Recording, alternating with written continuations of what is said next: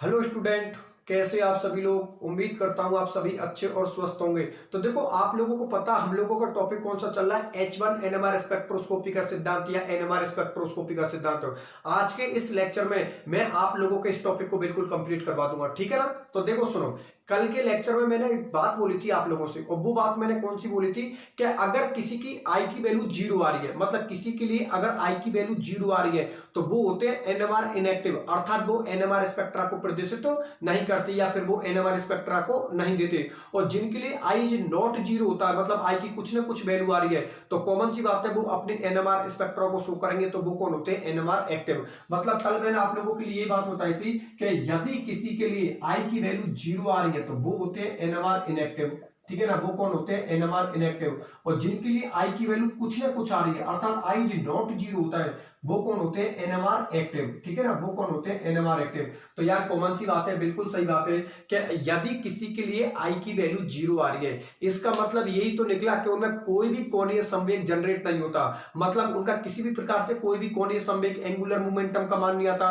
अगर उनके अंदर किसी भी प्रकार से एंगुलर मोमेंटम का मान नहीं आता तो कॉमन सी बात है वो किसी भी तरीका से स्पिन नहीं करते। और अगर वो किसी भी तरीका से स्पिन नहीं करते या चक्र नहीं करते तो किसी भी तरीका से उनमें मैग्नेटिक फील्ड जनरेट नहीं होता। और अगर उनमें मैग्नेटिक फील्ड जनरेट नहीं होता तो कॉमन सी बात है वो अपने एनएमआर स्पेक्ट्रा को कैसे प्रदर्शित करेंगे। अगर वो अपने एनएमआर स्पेक्ट्रा को प्रदर्शित नहीं कर रहे तो कॉमन सी बात है वो कौन होंगे, एनएमआर इनएक्टिव, अर्थात एनएमआर असक्रिय। बात आप लोग समझ में आ गई। लेकिन जिनके लिए आई की वैल्यू कुछ ना कुछ आ रही है, ठीक है ना, चाहे वो आप लोगों की 1 2 3 4 जितनी भी उसकी वैल्यू आ रही है, मतलब कुछ ना कुछ तो उसकी वैल्यू आ रही है, तो उनके लिए होता आई इज नॉट जीरो। वो कौन होते हैं, एनएमआर एक्टिव। कॉमन सी बात है, अगर उनके लिए कुछ ना कुछ वैल्यू आ रही है तो वो अपना चक्रण करेंगे, उनका कोणीय संवेग का मान आएगा, अर्थात उनके एंगुलर मोमेंटम का मान आएगा। और अगर एंगुलर मोमेंटम का मान आएगा वो चक्रण करेंगे, स्पिन करेंगे, तो उनका मैग्नेटिक फील्ड जनरेट होगा, ठीक है ना। तो मैग्नेटिक फील्ड किस तरीका से जनरेट होगा वो मैं अभी एक आप लोगों के लिए एक डायग्राम बना रहा हूं, उस डायग्राम में मैं आप लोगों के लिए समझा दूंगा, ठीक है। सुनो मेरी बात ध्यान से। अब आपको पता हमारी केमिस्ट्री किसके रेस्पेक्ट में चल रही है, हाइड्रोजन के रेस्पेक्ट में चल रही है। मैंने आप लोगों के लिए बात बताई थी कि हमारी केमिस्ट्री किसके रेस्पेक्ट में चल रही है, हाइड्रोजन के रेस्पेक्ट में चल रही है। अर्थात हम किसको एक्सप्लेन कर रहे हैं, हाइड्रोजन परमाणु की स्थिति को एक्सप्लेन कर रहे हैं, अर्थात हम प्रोटॉन को एक्सप्लेन कर रहे हैं। बात आप लोग समझ में आ गई ना। तो देखो सुनो, आई बराबर जीरो वाले कौन होते हैं, एनएमआर इनएक्टिव। और आई इज नॉट जीरो वाले कौन होते हैं, एनएमआर एक्टिव, अर्थात ये मैग्नेटिक फील्ड जनरेट करते हैं। अब ये प्रोटॉन किस तरीका से मैग्नेटिक फील्ड जनरेट करता है, या ये न्यूक्लियस किस तरीका से मैग्नेटिक फील्ड जनरेट करता है, ठीक है ना, उसका मैं एक डायग्राम बना देता हूं। डायग्राम के बाद फिर मैं इस चीज के बारे में डिस्कस करूंगा कि किस तरीका से प्रोटॉन अपने मैग्नेटिक फील्ड को जनरेट कर रहा है, प्रोटॉन किस तरीका से एक सूक्ष्म चुंबकों की भांति व्यवहार कर रहा है, उस चीज को मैं आप लोगों के लिए एक डायग्राम के बेस पर समझा दूंगा, ठीक है ना। तो इसको तो मैं मिटा देता हूं और डायग्राम बनाने के बाद फिर डिस्कशन करते हैं इस टॉपिक पर, ठीक है। तो देख लो आप लोग, इधर ही लिख देता हूं डायग्राम को तो साइड में। देखो डायग्राम ये है, सपोज करो ये कोई आपका प्रोटॉन है, ठीक है ना, ये प्रोटॉन है, ये क्या कर रहा है, आपका स्पिन कर रहा है, चक्रण कर रहा है, ठीक है ना। और ये मैग्नेटिक फील्ड जनरेट कर रहा है, ठीक है ना, ये मैग्नेटिक फील्ड जनरेट कर रहा है, ये उसकी डायरेक्शन को लिख दिया मैंने, ठीक है ना। यहां पर लिख दिया चित्र प्रोटॉन के आवेश के चक्रण करने से उत्पन्न चुंबकीय द्विध्रुव, मतलब डाइपोल, ठीक है ना। अब इस डायग्राम को देखो आप एक बार, देखो इधर देखिए इस डायग्राम को। मैंने आप लोगों से क्या बोली है, अभी एक बार दोबारा समझा देता हूं कि मैंने ये बोली है कि अगर किसी के लिए आई की वैल्यू जीरो हुई तो वो कौन होगा, एनएमआर इनएक्टिव। और जिनके लिए आई की वैल्यू कुछ ना कुछ आ रही है, अर्थात आई इज नॉट जीरो होते हैं, वो कौन होते हैं, एनएमआर एक्टिव, ठीक है ना। यहाँ पर आपको पता है आई के बारे में पहले भी डिस्कशन कर रखा है। यहाँ पर आई किसको शो कर रहा है, नाभिक की चक्रण क्वांटम संख्या को। आई बराबर नाभिक की चक्रण क्वांटम संख्या, मतलब न्यूक्लियस की स्पिन क्वांटम नंबर। आई यहां पर किसको शो कर रहा है, नाभिक की चक्रण क्वांटम संख्या, मतलब न्यूक्लियस की स्पिन क्वांटम नंबर को शो कर रहा है। अब सुनो मेरी बात ध्यान से, मैंने ये बात बोली थी, पहले एक बार इसको दोबारा से एक्सप्लेन कर देता हूं, फिर इसको एक्सप्लेन करने के बाद फिर दोबारा से एक बार फिर डायग्राम को समझाऊंगा। मैं ये बोल रहा हूं कि यहां पर माना कि किसी के लिए आई की वैल्यू 0 आ रही है, मतलब नाभिक की चक्रण क्वांटम संख्या का मान 0 आ रहा है। अगर किसी के लिए आई का मान 0 आ रहा है, नाभिक की चक्रण क्वांटम संख्या का मान 0 आ रहा है, मतलब न्यूक्लियस किसी भी तरीका से स्पिन नहीं कर रहा है। अगर न्यूक्लियस से नाभिक आपका किसी भी तरीका से अगर स्पिन नहीं कर रहा है तो कॉमन सी बात है उसमें कोई भी कोणीय संवेग उत्पन्न नहीं होगा। और अगर कोई भी कोणीय संवेग उत्पन्न नहीं होगा, नाभिक किसी भी तरीका से स्पिन नहीं कर रहा है, तो कॉमन सी बात है उसमें कोई भी मैग्नेटिक फील्ड जनरेट नहीं होगा। क्योंकि कॉमन सी बात है अगर वो स्पिन करेगा तभी तो मैग्नेटिक फील्ड जनरेट होगा। लेकिन आपने आई की वैल्यू 0 कर रखी है, इसका मतलब वो किसी भी तरीका से मैग्नेटिक फील्ड जनरेट नहीं। भाई अगर वो स्पिन नहीं करेगा तो कॉमन सी बात है मैग्नेटिक फील्ड कहां से जनरेट होगा। तो अगर वो मैग्नेटिक फील्ड जनरेट नहीं करेगा तो उसमें कोई भी कोणीय संवेग का मान नहीं आएगा, ठीक है ना, और किसी भी तरीका से वो मैग्नेटिक फील्ड जनरेट नहीं करेगा। तो ऐसे होते हैं एनएमआर इनएक्टिव, अर्थात वो अपने एनएमआर स्पेक्ट्रा को प्रदर्शित तो नहीं करते। चलो ठीक है, बहुत अच्छी बात है। लेकिन अगर किसी के लिए आई की वैल्यू कुछ ना कुछ आ रही है, ठीक है ना, तो वो कौन होते हैं, एनएमआर एक्टिव। क्योंकि अगर आई की वैल्यू कुछ ना कुछ आ रही है इसका मतलब आपका जो नाभिक है, न्यूक्लियस है, वो क्या कर रहा है, स्पिन कर रहा है। और अगर न्यूक्लियस स्पिन कर रहा है तो कॉमन सी बात है मैग्नेटिक फील्ड जनरेट होगा। और अगर आप लोगों का मैग्नेटिक फील्ड अगर जनरेट होगा तो कॉमन सी बात है वो जो आप लोगों का प्रोटॉन है, न्यूक्लियस है, किसकी तरह व्यवहार करेगी, चुम्बकों की तरह व्यवहार करेगी। अब वो चुम्बकों की तरह किस तरीका से व्यवहार करते हैं उसको मैंने डायग्राम के बेस पे शो कर रखा है कि भाई एक नाभिक होती है, एक न्यूक्लियस होती है, कोई प्रोटॉन होता है, वो सूक्ष्म चुम्बकों की भांति कैसे व्यवहार करती है उसको मैंने डायग्राम में शो कर दिया। सपोज करो ये आप लोगों का कोई प्रोटॉन है, ठीक है ना, यहां पर मैंने उसके स्पिन को शो कर दिया कि भाई वो स्पिन कर रहा है, घूम रहा है, ठीक है ना, और ये यहां पर उसकी डायरेक्शन को शो कर दिया। जो आपका चुंबकीय फील्ड जनरेट हो रहा है उसकी मैंने डायरेक्शन को शो कर दिया। नीचे लिखा है ना कि प्रोटॉन के आवेश के चक्रण करने से उत्पन्न चुंबकीय द्विध्रुव, मतलब जो आप लोगों का प्रोटॉन है वो स्पिन कर रहा है, तो स्पिन करने से उसमें क्या हो रहा है, मैग्नेटिक फील्ड जनरेट हो रहा है, ठीक है ना। वो मैग्नेटिक फील्ड कैसे जनरेट हो रहा है मैंने आप लोगों के लिए डायग्राम बनाकर शो कर दिया। चलो ठीक है, बहुत अच्छी बात है। अब सुनो मेरी बात ध्यान से कि यहां पर जो विन्यास की बात होती है, कॉन्फ़िगरेशन की बात होती है कि भाई किसी भी मैग्नेटिक फील्ड में किस तरीका से हम कॉन्फ़िगरेशन को देखते हैं कि वो किस तरीका से मैग्नेटिक फील्ड के अंदर अपने कॉन्फ़िगरेशन को शो कर रहा है। उसके लिए एक फॉर्मूला दे रखा है जो हम लोगों के लिए दे रखा है 2i+1, ठीक है ना, फॉर्मूला दे रखा है 2i+1। यहां पर आई के बारे में आप लोगों के लिए बता दिया। आई यहां पर किसको शो कर रहा है, नाभिक की चक्रण क्वांटम संख्या।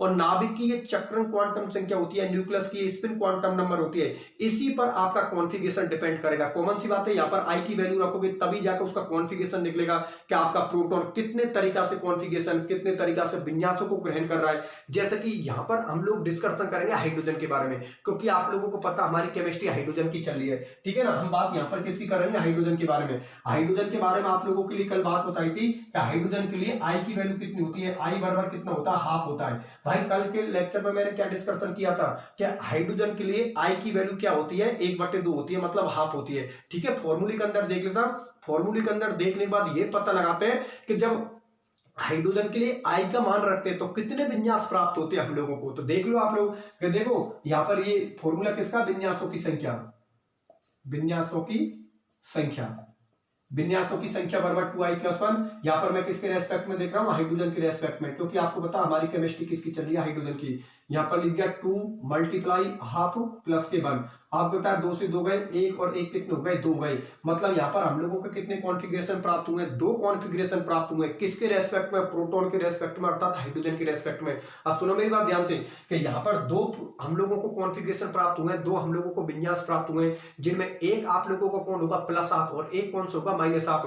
प्लस हाफ वाला आप खूब जानते हो किसको शो करता है, क्लॉकवाइज को, और माइनस हाफ वाला किसको शो करता है, एंटी क्लॉकवाइज को। यहां पर कितने कॉन्फ़िगरेशन प्राप्त हुए, 2 कॉन्फ़िगरेशन प्राप्त हुए, जिनमें एक तो आपका प्लस हाफ होगा और एक आप लोगों का कौन सा होगा, माइनस हाफ। ये प्लस हाफ वाला कौन सा आपका क्लॉकवाइज, और माइनस हाफ वाला कौन सा आप लोगों का एंटी क्लॉकवाइज, ठीक है ना। तो ये क्लॉकवाइज किस तरीका से, एंटी क्लॉकवाइज किस तरीका से, अभी एक डायग्राम और आने वाला है, उस डायग्राम में मैं इन सारी चीजों को अच्छी तरीका से समझा दूंगा, ठीक है ना। एक बार फिर से देख लेना, मैंने ये बोली है कि यहां पर जो नाभिक के अंदर, न्यूक्लियस के अंदर जो मैग्नेटिक फील्ड जनरेट हो रहा है, ठीक है ना, उसके अंदर जो मैग्नेटिक फील्ड जनरेट हो रहा है उनके अंदर कॉन्फ़िगरेशन किस तरीका से प्राप्त होगा वो डिपेंड करेगा आई के मान पर। यहां पर आई किसको शो कर रहा है, नाभिक की चक्रण क्वांटम संख्या को, ठीक है ना। विन्यासों की संख्या, कॉन्फ़िगरेशन निकालने का फॉर्मूला यहां पर क्या दे रखा है, 2i+1। यहां पर केमिस्ट्री किसकी चल रही है, हाइड्रोजन की केमिस्ट्री चल रही है, हाइड्रोजन की केमिस्ट्री चल रही है। और कल के लेक्चर में मैंने आप लोगों के लिए बता दिया कि हाइड्रोजन के लिए आई का मान कितना होता है, हाफ होता है। फॉर्मूले के अंदर जब आप वैल्यू रखोगे तो तो आपका आंसर कितना आता है 2।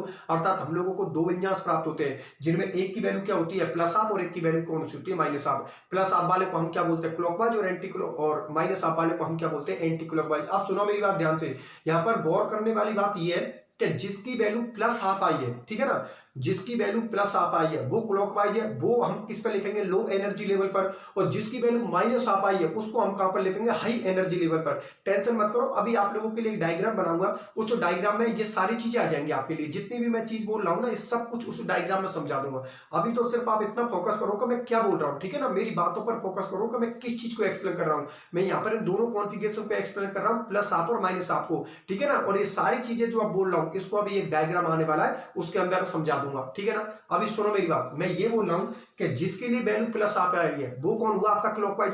क्लॉकवाइज को हम कहां पर रखेंगे लो एनर्जी लेवल पर, ठीक है ना, और जिसके लिए वैल्यू कहां पर आई है माइनस हाफ उसको हम कहां पर लिखेंगे हाई एनर्जी लेवल पर, ठीक है ना। यहां पर जो बाह्य चुंबकीय फील्ड जनरेट होगा, जो बाह्य चुंबकीय क्षेत्र लगेगा या एक्सटर्नल मैग्नेटिक फील्ड लगेगा, ठीक है ना, उसकी डायरेक्शन और आप लोगों की क्लॉकवाइज प्रोटॉन की डायरेक्शन बिल्कुल एक दिशा में होगी, ठीक है ना, एक दिशा में होगी। लेकिन जो आप लोगों का एंटी क्लॉकवाइज होता है आपका प्रोटॉन, ठीक है ना, उसकी डायरेक्शन और बाह्य चुंबकीय क्षेत्र की डायरेक्शन बिल्कुल विपरीत होगी, एक दूसरे के बिल्कुल अपोजिट होगी। अब वो एक दूसरे के विपरीत कैसे होगी या फिर इसकी एक दूसरे के समान कैसे होगी उसको मैं अभी आप लोगों के लिए डायग्राम बना देता हूं। डायग्राम जैसे ही क्लियर होगा आप लोगों के पूरा टॉपिक समझ में आ जाएगा कि हम किसके बारे में क्या बोल रहे हैं। बात मेरी समझ में आ गई ना, टेंशन मत लो, इसको पूरे को तो मैं मिटा देता हूं और वो डायग्राम बना देता हूं। डायग्राम को बनाने के बाद फिर इस टॉपिक पर डिस्कशन करते हैं कि इन सब चीजों का मतलब क्या है। अभी आप लोगों को बिल्कुल 100% समझ में आ जाएगी, ठीक है ना। तो देख लो आप लोग, डायग्राम बना देता हूं मैं इसका।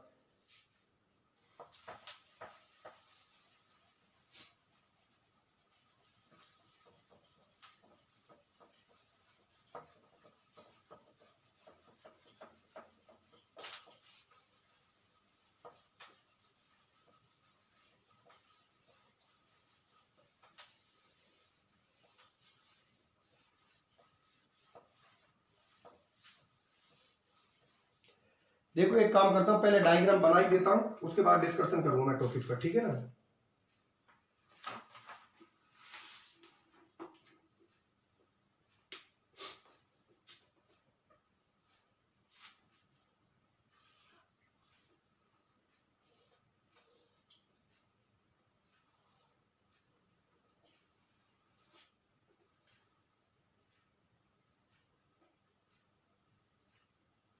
यहां पर लिख दिया आई बराबर हाफ, मतलब नाभिक की चक्रण क्वांटम संख्या।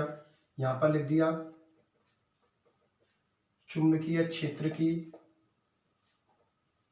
अनुपस्थिति, मतलब यहां पर कोई भी चुंबकीय क्षेत्र नहीं है हम लोगों का, चुंबकीय क्षेत्र की अनुपस्थिति में, ठीक है ना। आप लोग जानते हो एनर्जी नीचे से ऊपर जाने पर क्या होती है, बढ़ती है। चलो ठीक है, बहुत अच्छी बात है। यहां पर आप लोगों के लिए ऊर्जा स्तर को शो कर देता हूं। ये कौन सा होगा, निम्न ऊर्जा स्तर, निम्न ऊर्जा स्तर, ठीक है ना। ये कौन सा होगा, लो एनर्जी लेवल, ठीक है ना। इसका चक्रण का मान क्या आया है प्लस हाफ, और ये हो गया हमारा उच्च ऊर्जा स्तर, उच्च उच्च ऊर्जा स्तर, और इसके लिए चक्रण का मान क्या है माइनस हाफ, ठीक है ना। ये आप लोगों का प्रोटॉन है, ठीक है ना। ये कहां पर जा रहा है एंटी क्लॉकवाइज, अर्थात कैसे जा रहा है वामावर्त, वामावर्त का मतलब एंटी क्लॉकवाइज। और ये आप लोगों का प्रोटॉन है, ये किधर चक्रण कर रहा है, किधर की तरफ स्पिन कर रहा है क्लॉकवाइज, अर्थात ये क्या हो गया आप लोगों का दक्षिणावर्त। दक्षिणावर्त का मतलब क्लॉकवाइज स्पिन कर रहा है, ठीक है ना। ये हम लोगों का कौन है प्रोटॉन, अरे पी का मतलब क्या होता है प्रोटॉन, ठीक है ना। अब मैं यहां पर लिख देता हूं बाह्य चुंबकीय क्षेत्र की डायरेक्शन। तो बाह्य चुंबकीय क्षेत्र की जो डायरेक्शन है वो नॉर्थ टू कहां है, साउथ है, ठीक है ना, नॉर्थ टू साउथ है। ये कौन हो गया बाह्य चुंबकीय क्षेत्र, बाह्य चुंबकीय क्षेत्र, जिसको मैं किससे शो कर रहा हूं बी नॉर्थ से, ठीक है ना। ये यहां पर क्लॉकवाइज के लिए लिख देता हूं नॉर्थ टू साउथ, ये हो गया बाह्य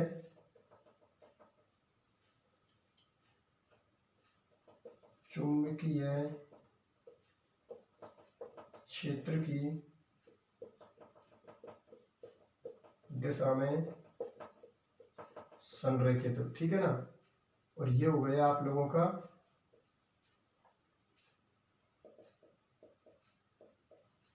बाह्य चुंबकीय क्षेत्र के विपरीत दिशा में संरेखित संरेखित। ठीक है ना, इस पूरे डायग्राम का नाम लिख देता हूं, चित्र। चुंबकीय क्षेत्र मतलब मैग्नेटिक रीजन, चुंबकीय क्षेत्र कौन है, बी नोट में आई बराबर हाफ वाले नाभिक के दो ऊर्जा स्तर। ठीक है ना, टू एनर्जी लेवल। ठीक है ना, अब देखो, अब समझाता हूं इस पूरे डायग्राम को आप लोगों के लिए।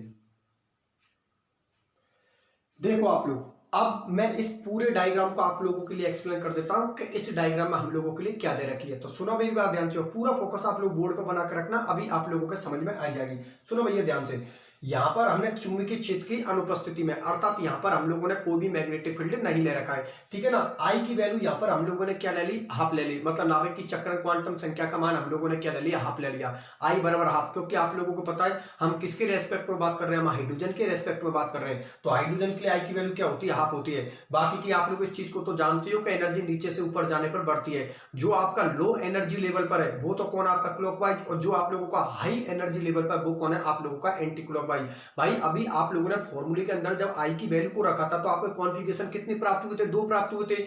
हाइड्रोजन के लिए कितने कॉन्फ़िगरेशन प्राप्त हुए थे, दो कॉन्फ़िगरेशन, जिनमें एक को तो हमने क्या बोला है, क्लॉकवाइज, और एक को हम लोगों ने क्या बोला है, एंटी क्लॉकवाइज।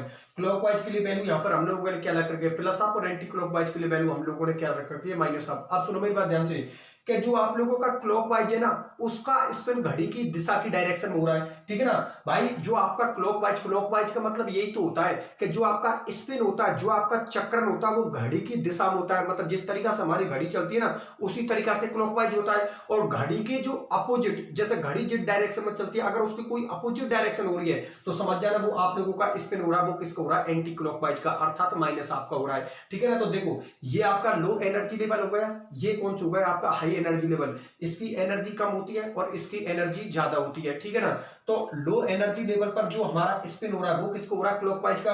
और ये पी यहां पर किसको शो कर रहा है, प्रोटॉन को शो कर रहा है। अर्थात यहां पर प्रोटॉन मैग्नेटिक फील्ड जनरेट कर रहा है अपना। ध्यान से समझना मैं क्या बात बोल रहा हूं, यहां पर प्रोटॉन मैग्नेटिक फील्ड जनरेट कर रहा है, जिसकी डायरेक्शन घड़ी की दिशा की डायरेक्शन में, घड़ी की दिशा की डायरेक्शन में होने की वजह से इसको हम क्या बोलते हैं, क्लॉकवाइज बोल रहे हैं। अर्थात यहां पर प्रोटॉन मैग्नेटिक फील्ड जनरेट कर रहा है अपना। ठीक है ना, यहां पर आप लोगों को पता है कि जो प्रोटॉन है ना, प्रोटॉन स्पिन कैसे कर रहा है, एंटी क्लॉकवाइज कर रहा है। प्रोटॉन यहां पर स्पिन कैसे कर रहा है, एंटी क्लॉकवाइज कर रहा है। मतलब नीचे वाले केस में, इसमें प्लस हाफ वाले केस में प्रोटॉन घड़ी की सुई की डायरेक्शन में, आपको पता है घड़ी हमारी इसी तरीका से चलती है। ठीक है ना, घड़ी इसी तरीका से चलती है, तो इस स्पिन को हम क्या बोलते हैं, क्लॉकवाइज। और अगर घड़ी इस तरीका से, आपको पता हमारी घड़ी कभी नहीं चलती है, तो ये डायरेक्शन उसके अपोजिट हो गई, तो ये हम लोगों की कौन सी हो गई, एंटी क्लॉकवाइज। अर्थात ये हम लोगों का जो स्पिन हो रहा है, ये चक्रण हो रहा है, ये तो कौन सा हो रहा है, क्लॉकवाइज। और ये हम लोगों का स्पिन हो रहा है, चक्रण हो रहा है, वो कौन हो रहा है, हमारा एंटी क्लॉकवाइज, अर्थात माइनस हाफ वाले के लिए हो रहा है। आप सुनो, ये भी अपनी तरफ से मैग्नेटिक फील्ड जनरेट कर रहा है और ये भी अपनी तरफ से मैग्नेटिक फील्ड जनरेट कर रहा है। अब यहां पर गौर करने वाली बात यह है कि जो बाह्य चुंबकीय क्षेत्र है, अर्थात जो एक्सटर्नल मैग्नेटिक फील्ड है आप लोगों का, उसको मैंने किससे शो किया, बी नॉट से शो किया है। उसकी जो डायरेक्शन है वो कौन सी हो रही है, नॉर्थ टू साउथ। ठीक है ना, जो बाह्य चुंबकीय क्षेत्र है उसकी डायरेक्शन कहां से हो रही है, नॉर्थ टू साउथ हो रही है। ठीक है, नॉर्थ टू साउथ हो रही है। तो गौर से देखो आप लोग कि जो क्लॉकवाइज है ना, क्लॉकवाइज, ये क्लॉकवाइज की डायरेक्शन को देखो आप लोग, क्लॉकवाइज की डायरेक्शन को देखो, तो क्लॉकवाइज की वही डायरेक्शन है जो आप लोगों की डायरेक्शन किसकी हो रही है, बाह्य चुंबकीय क्षेत्र की। देखो बाह्य चुंबकीय क्षेत्र की डायरेक्शन कौन है, नॉर्थ टू साउथ। और आप लोगों को जो क्लॉकवाइज इलेक्ट्रॉन है, या सॉरी क्लॉकवाइज प्रोटॉन, इलेक्ट्रॉन की बात नहीं हो रही है, प्रोटॉन की बात हो रही है। ठीक है, क्योंकि केमिस्ट्री किसकी चल रही है, प्रोटॉन की। जो देखो बाह्य चुंबकीय क्षेत्र, जो आपका एक्सटर्नल मैग्नेटिक फील्ड होता है, उसकी जो डायरेक्शन है वो कौन सी है, नॉर्थ टू साउथ। और आप लोगों का जो प्रोटॉन क्लॉकवाइज स्पिन कर रहा है, क्लॉकवाइज स्पिन कर रहा है, उसकी भी डायरेक्शन को देखो आप लोग, नॉर्थ टू साउथ हो रहा है। तभी तो मैंने यहां पर लिखा है बाह्य चुंबकीय क्षेत्र की दिशा, बाह्य चुंबकीय क्षेत्र की दिशा में संरेखित। इसका मतलब जो डायरेक्शन आपके बाह्य चुंबकीय क्षेत्र की होती है, वही डायरेक्शन हमारी किसकी होती है, क्लॉकवाइज प्रोटॉन की डायरेक्शन होती है। अर्थात जो क्लॉकवाइज प्रोटॉन हमारा स्पिन कर रहा है ना, स्पिन कर रहा है, तो कॉमन सी बात है मैग्नेटिक फील्ड जनरेट कर रहा है। ये भी अपनी तरफ से मैग्नेटिक फील्ड जनरेट कर रहा है, ये भी अपनी तरफ से मैग्नेटिक फील्ड जनरेट कर रहा है, ये भी अपनी तरफ से मैग्नेटिक फील्ड जनरेट कर रहा है। तो जो बाह्य चुंबकीय क्षेत्र की जो डायरेक्शन है और ये क्लॉकवाइज इलेक्ट्रॉन की, क्लॉकवाइज प्रोटॉन की जो डायरेक्शन है या उसका स्पिन है, ये बिल्कुल सेम दिशा में होगा। जैसे कि लिख रखा ना, इसका कौन होता है नॉर्थ टू साउथ, और इसका भी कौन सा हो रहा है नॉर्थ टू साउथ, इसलिए बाह्य चुंबकीय क्षेत्र की दिशा में संरेखित हो रहे हैं, ठीक है ना, नॉर्थ टू साउथ। जबकि यहां पर देखो आप लोग एंटी क्लॉकवाइज जो आप लोगों का प्रोटॉन है, वो आपको पता है जो एंटी क्लॉकवाइज प्रोटॉन है उसकी डायरेक्शन कहां पर कर रखी है, साउथ टू नॉर्थ, ठीक है ना। इसकी डायरेक्शन बिल्कुल उसके अपोजिट हो गई, क्योंकि जो बाह्य चुंबकीय क्षेत्र है उसकी डायरेक्शन कौन उसकी हो रही है नॉर्थ टू साउथ, और जो आप लोगों का ये एंटी क्लॉकवाइज प्रोटॉन है उसकी डायरेक्शन कौन सी हो रही है साउथ टू नॉर्थ, मतलब उसकी डायरेक्शन क्या हो गई, चेंज हो गई। मेरी बात आप लोगों को समझ में आ गई। तभी तो मैंने यहां पर लिख लिया बाह्य चुंबकीय क्षेत्र की विपरीत दिशा में संरेखित, बिल्कुल विपरीत दिशा में ही हो रही है, क्योंकि बाह्य चुंबकीय क्षेत्र कहां से जा रहा है नॉर्थ टू साउथ, जबकि जो आप लोगों का एंटी क्लॉकवाइज प्रोटॉन है उसकी डायरेक्शन कहां पर जा रही है साउथ टू नॉर्थ। मेरी बात आप लोग समझ में आ गई। तो ये तो बाह्य चुंबकीय क्षेत्र की दिशा में संरेखित होते हैं अर्थात नॉर्थ टू साउथ, और ये बाह्य चुंबकीय क्षेत्र की विपरीत दिशा में संरेखित होते हैं अर्थात south to north.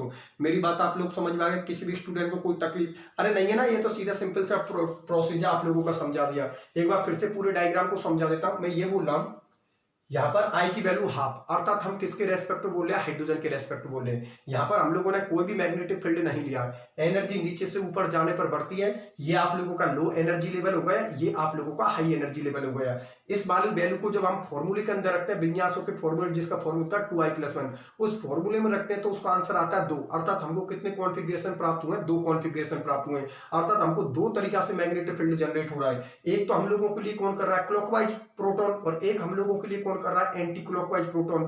Clockwise proton और बाह्य चुंबकीय क्षेत्र की एक ही डायरेक्शन होगी, अर्थात नॉर्थ टू साउथ, और इसकी भी डायरेक्शन कौन सी हो रही है नॉर्थ टू साउथ। तभी तो मैंने लिख रखा है कि बाह्य चुंबकीय क्षेत्र की दिशा में संरेखित है, मतलब जो आप लोगों का ये प्रोटॉन यहाँ पर स्पिन कर रहा है ना, प्रोटॉन यहाँ पर स्पिन कर रहा है, तो इसकी स्पिन की डायरेक्शन और आप लोगों की बाह्य चुंबकीय क्षेत्र की जो डायरेक्शन होगी वो बिल्कुल समान होगी, एक दिशा में इनकी डायरेक्शन होगी, ठीक है ना। इसलिए बाह्य चुंबकीय क्षेत्र की दिशा में संरेखित होते हैं। जबकि इस वाले को देखो एंटी क्लॉकवाइज को, तो एंटी क्लॉकवाइज के अंदर आप लोगों का प्रोसेस उल्टा कर रखा है। हमने बाह्य चुंबकीय क्षेत्र, हम लोगों का बाह्य चुंबकीय क्षेत्र कौन सा है नॉर्थ टू साउथ, जबकि आप लोगों का जो एंटी क्लॉकवाइज जो आप लोगों का प्रोटॉन है उसकी जो डायरेक्शन दे रखी है वो कौन सी दे रखी है साउथ टू नॉर्थ।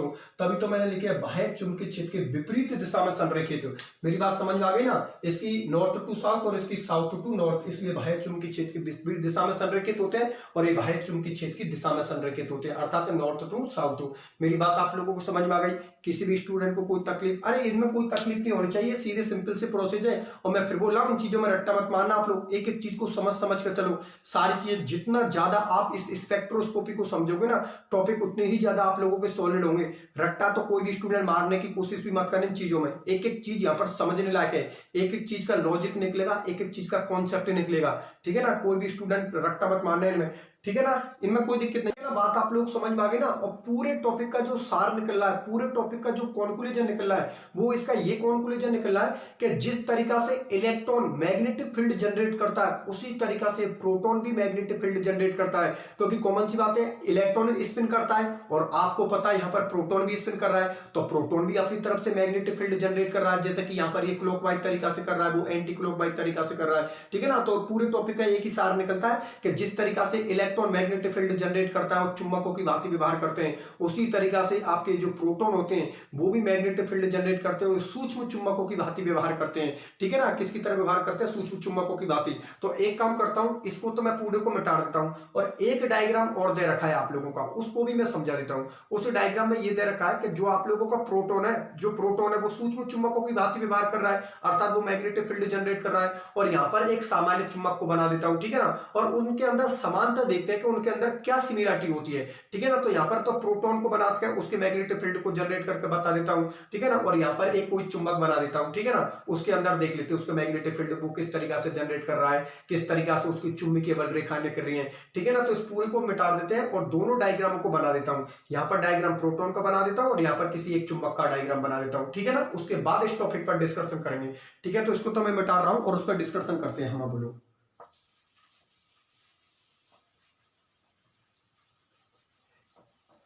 ठीक है ना। प्रोटॉन क्या कर रहा है, मैग्नेटिक फील्ड जनरेट कर रहा है, जिस तरीका से इलेक्ट्रॉन मैग्नेटिक फील्ड जनरेट करते हैं।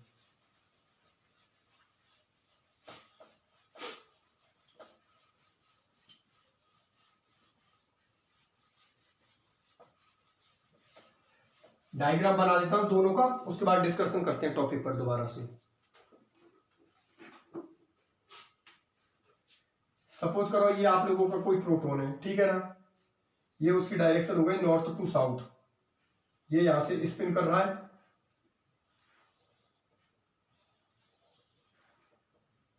ये डायरेक्शन शो कर दी उसकी चुंबकीय क्षेत्र, चुंबकीय बल रेखाओं की नॉर्थ टू साउथ।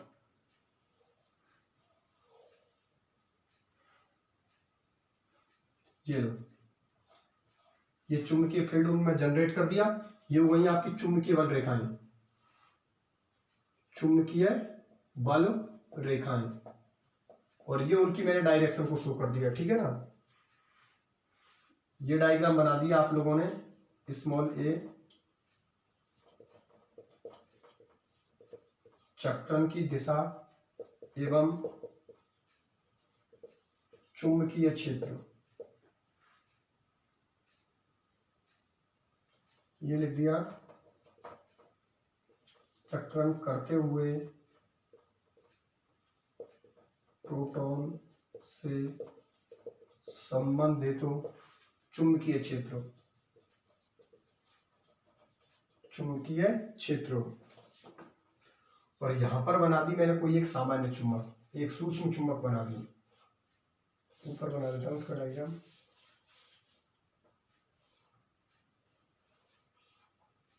इसकी भी वही नॉर्थ टू साउथ, ये चुंबकीय बल रेखाएं लिख दी, और ये उनकी डायरेक्शन लिख दी नॉर्थ टू साउथ। ये वही आपकी चुंबकीय बल रेखाएं, ठीक है ना।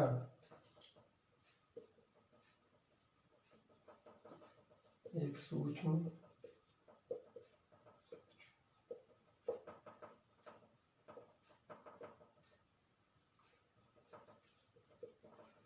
ठीक है ना। यहाँ पर जो अपना चित्र है इसका डायग्राम का नाम लिख देता हूं मैं, यहाँ पर लिख देता हूं, वहां पर जगह थोड़ी कम है, लिख देता हूं चित्र।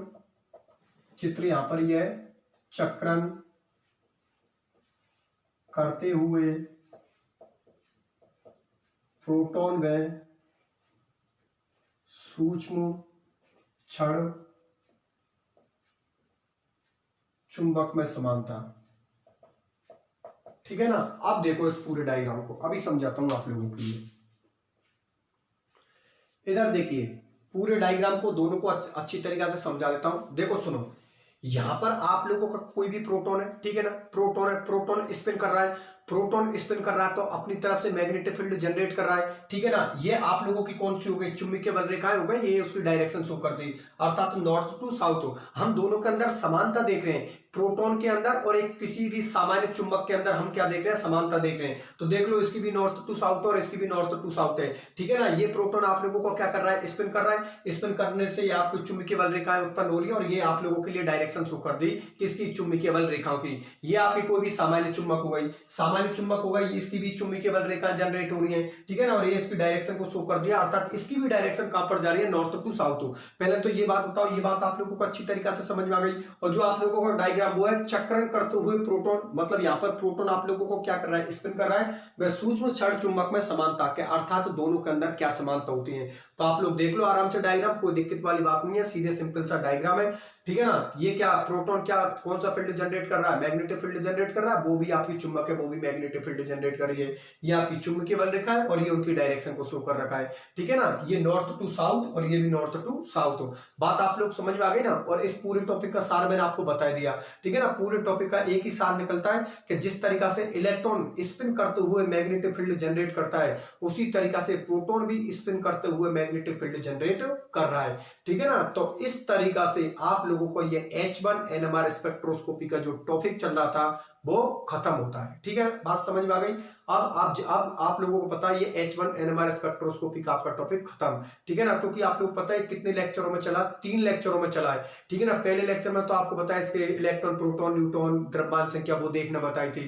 ठीक है ना, क्योंकि वही इसका बेसिक चीजें थी। उसके बाद दूसरा लेक्चर लिया, उसके बाद इसका तीसरा लेक्चर लिया। मतलब इसको हमने कितने लेक्चरों में क्लियर किया, 3 लेक्चरों में। बहुत इंपॉर्टेंट टॉपिक है। और आप लोगों से देखो, मैं हर एक चीज में, हर लेक्चर में एक बात बोल रहा हूं कि ये यहाँ पर जितनी भी केमिस्ट्री चल रही है ना स्पेक्ट्रोस्कोपी की, आपको पता, खुद ही एनालिसिस करके देख लो, एक एक चीज यहाँ पर समझने लायक है, एक चीज का एनालिसिस करने लायक है सारी चीजें। ठीक है ना, इसलिए एक एक चीज को समझ समझ के चलो, पूरे कॉन्सेप्ट को क्लियर करके रखो आप लोग, कि किसी भी तरीका से हमको कोई प्रॉब्लम नहीं आए। ठीक है ना, और एक के क्लास लेने के बाद ही नोट्सों को बनाया करो। ठीक है ना, काफी स्टूडेंट अब भी मिस्टेक करते हैं, कुछ स्टूडेंट ऐसे हो नोट्सों को पहले ही बना कर रख लेते हैं। नहीं, ये गलत बात है। पहले आप लोग क्लास को ले लो बढ़िया तरीका से, क्लास को अच्छी तरीका से ले लिया, क्लास को लेने के बाद फिर नोट्सों को बनाओ, जिससे कि आपको पता हो कि यार हम लिख क्या रहे हैं। और एक कोई भी स्टूडेंट भैया नोट्सों में मिस्टेक मत कर देना। ठीक है ना, एक एक चीज को समझ समझ के देख देख के उतारो, नोट्सों के अंदर कोई गलती मत कर देना आप लोग। ठीक है ना, नोट्स इस तरीका से बनाओ कि मतलब नोट्सों को देखते ही नजर लगे, कोई देखे तो ये बोले यार वास्तव में कैसे, कितने शानदार नोट्स हैं हम लोगों के। ठीक है ना, इसलिए नोट्सों को देख देख के बनाओ अच्छी तरीका से। बाकी कोई प्रॉब्लम होती है, ये बात आप लोगों से बोल ही रखिए, किसी भी तरीका से अगर कोई प्रॉब्लम होती है तो बिल्कुल आप लोग मेरे से डिस्कशन कीजिए। ठीक है, तो ये टॉपिक तो खत्म ही हो गया, फिर मिलते हैं अगले लेक्चर में। अपना ख्याल रखना।